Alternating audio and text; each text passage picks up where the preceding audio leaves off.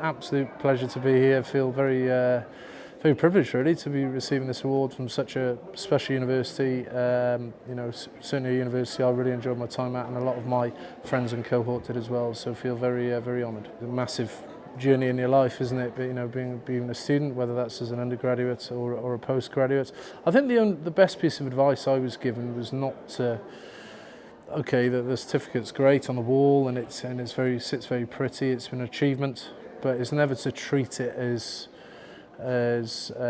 equity as such. It's all about the journey you went on to get there. So your relationships, those memories you have from university, the degree you've got it, great, but now is just the start of your journey. Coming to an establishment like this, you get exposed to such a brilliant social scene. You meet some great people. Probably the biggest lesson I learned was to just treat everyone equally and open your eyes to all the different backgrounds that people come from.